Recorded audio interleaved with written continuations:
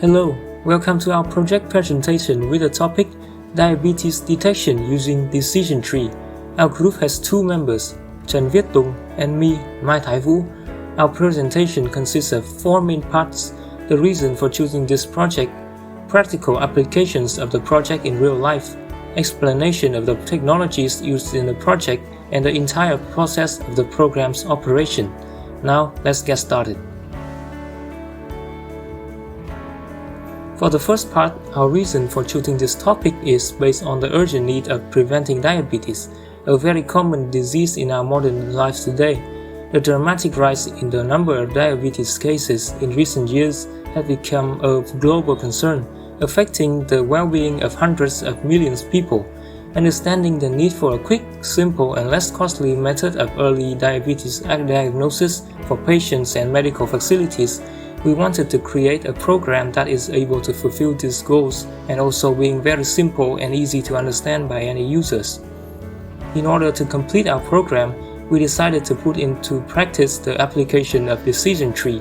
Decision Tree is one of the older machine learning models, meaning that it is more basic than newer models. The way it works is easy to understand and learn, so working with this model wouldn't be much of a problem. Despite its simplicity, Decision Tree is very effective at handling big, complex datasets and using them to give out decently accurate predictions or classifications.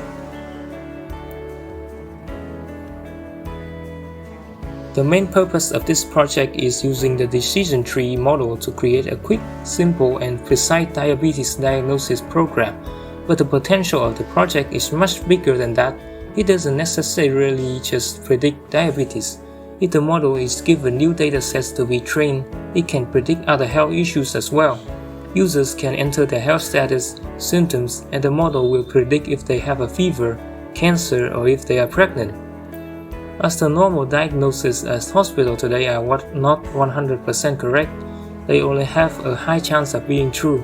From time to time, there will be inaccurate predictions which might cause unnecessary anxiety or ignorance of serious health condition and disease.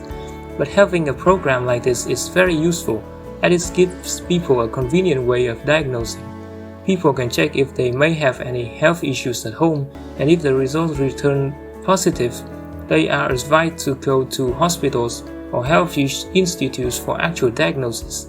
Overall, we think this program is very helpful for discovering potential health issues so people can seek treatments before their condition gets worse.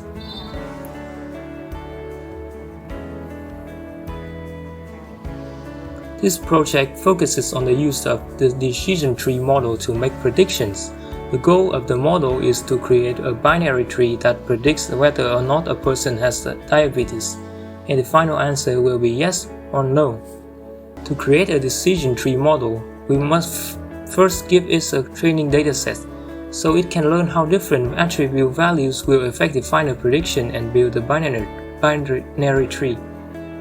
We start at the root node, the starting point of the tree, representing the entire dataset. From there on, the tree will branch out, split into smaller nodes. Each node has a feature that acts like a yes-no question, like is the blood pressure higher than 100? And depending on the answer, it will lead to a different node. The tree doesn't split randomly though. It has to find and select the best feature for each node so the prediction can have high accuracy. The way it works is that in each node, information gain value is calculated for every single attribute, and the attribute that gives the highest information gain is chosen as the feature of that node. This tree will keep splitting until a stopping condition, such as match depth, is met. The nodes that don't split anymore are the leaf nodes, and they contain the final prediction of yes or no.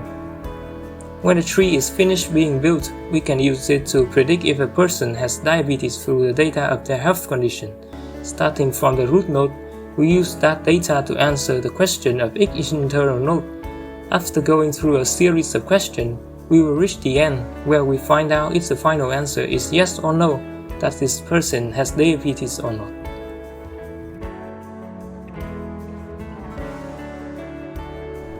Now we will explain how the program operates. First is about what each function of the decision tree class does. The program starts by importing the necessary libraries including NumPy, Pandas, sklearn, and PySymple GUI. The init method initializes the decision tree class with all of the needed parameters. The node class represents a node in the decision tree. The entropy method will calculate the information entropy with the formula as follows. The information gain method calculates the difference between the total entropy and the conditional entropy of the split, which is then returned at the information gain. The next split method finds the best feature and threshold to split the data based on the highest information gain values. It checks its feature and potential split point, compare the information gain, and select the best split. Meanwhile, the find rules method helps finding the split rules. The build tree method is a recursive function to build the decision tree. It finds the best split point for the current data and creates a new node. The tree will keep being built as long as stopping conditions such as max depth are not met. The fit function uses the given data to build a new tree. The predict and predict methods will give the yes or no question to the question of whether or not a person had diabetes based on the given health statistic. Now onto the operation of the program. First, the necessary data needed for training is loaded. The data used either diabetes CSV retrieved from cargo. The data will have to port the features X and the target labels Y. The whole data is split into a training set with a testing data set. A decision tree model instance CLF is created, and that model instance is trained using the trained dataset by calling the function within the decision tree class. A decision tree model for predicting whether or not a person had diabetes is created. The model's performance is evaluated by being given both training and testing dataset to make prediction. The result here is that the train error is 0, indicating that the model is being overfitted. This is maybe due to the max depth value being too high. On the other hand, the test accuracy is about 0.75, meaning that in practice, the prediction of this model only had a 75% chance of being correct.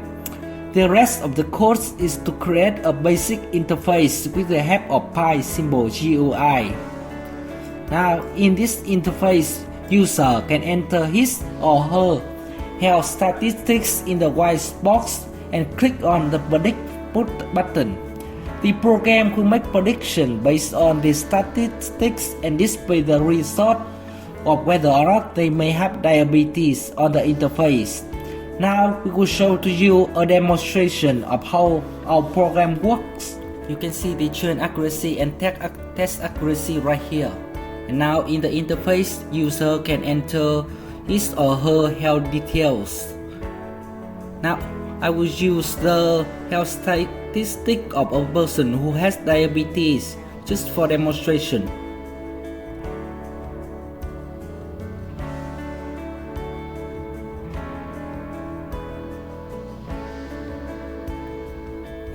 And now they can just click on the predict button, and as you can see, this person has diabetes.